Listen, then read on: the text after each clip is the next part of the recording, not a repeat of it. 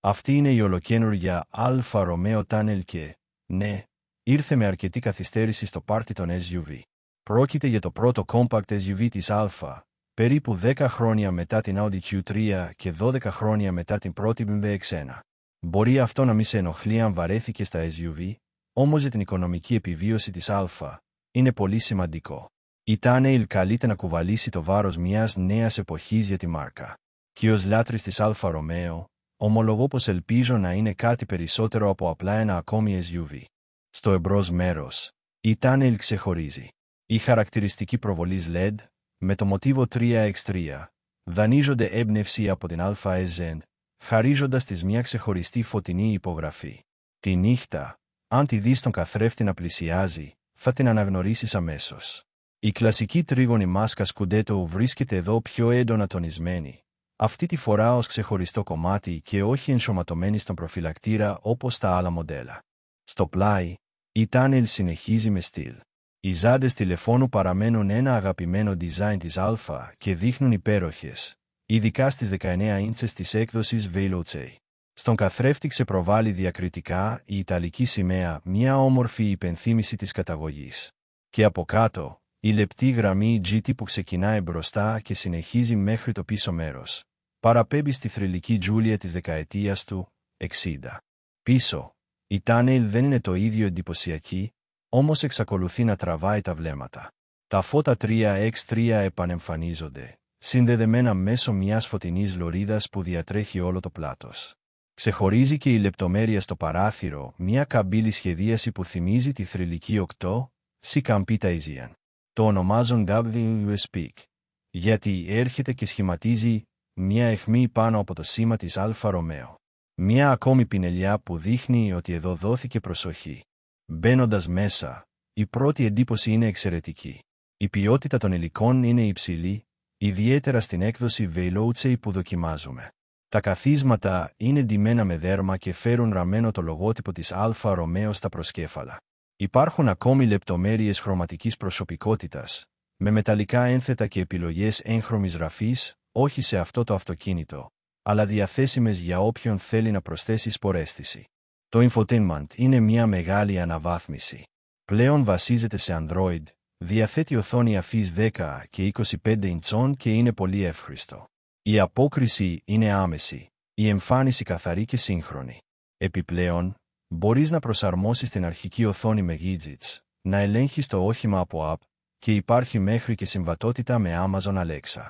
Πρόκειται για ένα σύστημα που δεν θυμίζει καθόλου το παλιό, νοθρό infotainment της Giulia. Το τιμόνι είναι σχεδόν ίδιο με αυτό των Giulia και Stelvio, και αυτό μόνο θετικό είναι. Σπορτίφ, με δέρμα, κουμπί εκκίνησης πάνω στο τιμόνι και στιβαρά μεταλλικά πάνταλς αλλαγής ταχυτήτων. Πίσω του, ο ψηφιακός πίνακας οργάνων TFT12 3 ιντσών, πιο μεγάλος και λειτουργικός από ποτέ, με καθαρά γραφικά και αναφορές σε παλαιότερες αλφα. Ένα ωραίο πάντρεμα παράδοσης και τεχνολογίας.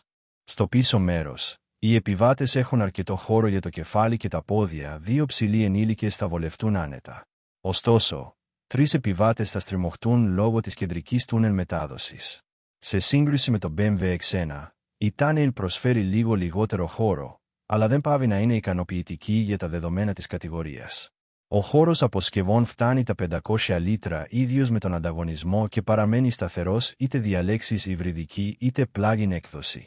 Αυτό σημαίνει πρακτικότητα χωρίς συμβιβασμούς. Η Τάνελ διατίθεται αρχικά στο Ηνωμένο Βασίλειο με έναν μόνο κινητήρα, έναν υβριδικό βενζινοκινητήρα 1,5 λίτρων με 158 ύπους και τούρμπο. Το μοτέρα αυτό συνεργάζεται με ένα αυτόματο κυβότιο 7 σχέσεων και ενσωματωμένο ηλεκτροκινητήρα 20 ύπων, που προσθέτει ροπή 100 lb featuring. Το σύστημα αυτό επιτρέπει λειτουργία σε πλήρως ηλεκτρική κίνηση για μικρές αποστάσεις και συνοδεύεται από λειτουργίες όπως η ακόμη και ιδανικό για κίνηση σε πόλη χωρίς σταγόνα βενζίνης. Στην πράξη, όμως, η συνεργασία μεταξύ κινητήρα, κυβωτίου και ηλεκτροκινητήρα έχει περιθώρια βελτίωσης. Στην εκολειτουργία, οι εναλλαγές από ρεύμα σε βενζίνη γίνονται με μικρές δονήσεις και καθυστερήσεις. Σε ορισμένες στιγμές, νιώθει σαν τα συστήματα να ρωτάνε το ένα το άλλο ποιο θα δώσει την επιτάχυνση. Το αποτέλεσμα είναι μικρά κενά ισχύως και όχι τόσο ομαλή εμπειρία, κάτι που σίγουρα μπορεί να διορθωθεί με μελλοντική ενημέρωση λογισμικού. Από την άλλη, η άνεση είναι ένα από τα μεγάλα ατού της Tunnel. Η έκδοση Veloce διαθέτει ηλεκτρονικά ρυθμιζόμενη ανάρτηση με 2 ρυθμίσεις. Στην επιλογή Comfort, απορροφάμε εξαιρετική ευγένεια τις λακκούβες και τις κακοτεχνίες των δρόμων. Το αυτοκίνητο κυλάει ήσυχα, με περιορισμένο θόρυβο και καλό φιλτράρισμα, προσφέροντας ευχάριστες διαδρομές ακόμα και σε κακή άσφαλτο. Όταν ενεργοποιήσεις τη λειτουργία Dynamic, αρχίζεις να βλέπεις αν αυτό το SUV αξίζει το σήμα της Alfa Romeo. Η βάση του είναι η πλατφόρμα του Jeep Compass, ένα μοντέλο με προστιοκίνητη διάταξη που δεν φημίζεται για το κράτημά του. Κι όμως, η Tunnel είναι μεταμορφωμένη. Με πιο σκληρή ανάρτηση και φαρδύτερα μετατρόσια, δείχνει απρόσμενα ικανή. Το τιμόνι είναι γρήγορο και άμεσο, το εμπρός μέρος ανταποκρίνεται ζωηρά και η συμπεριφορά στις στροφές παραπέμπει σε πιο σπορκατασκευές. Παρόλα αυτά, το ηλεκτρικά υποβοηθούμενο τιμόνι ίσως είναι το μόνο που δεν ακολουθεί το Sport DNA. Είναι υπερβολικά ελαφρύ στις χαμηλές ταχύτητες, σχεδόν σαν τιμόνι πόλης. Αν και βαραίνει ελαφρώς σε πιο γρήγορες διαδρομές, δεν προσφέρει την ανάδραση που θα ήθελες. Δεν μιλάμε για κάτι καταστροφικό, αλλά σε ένα αυτοκίνητο που προσπαθεί να τονίσει τον οδηγικό του χαρακτήρα. Αυτή η λεπτομέρεια κάνει διαφορά. Κι όμως, η Tunnel πρωτοπορεί με έναν ακόμη ασυνήθιστο τρόπο. Είναι το πρώτο αυτοκίνητο που διαθέτει ψηφιακό NFT πιστοποιητικό, μια μη τροποποιήσιμη καταγραφή του ιστορικού του αυτοκινήτου.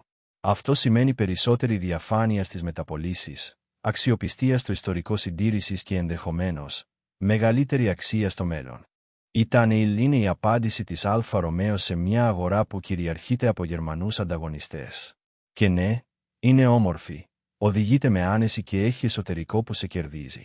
Δεν είναι τέλεια το υβριδικό σύστημα και το τιμόνι χρειάζονται δουλειά. Όμως κρατάει την ιταλική ψυχή ζωντανή. Και αυτό από μόνο του αξίζει πολλά.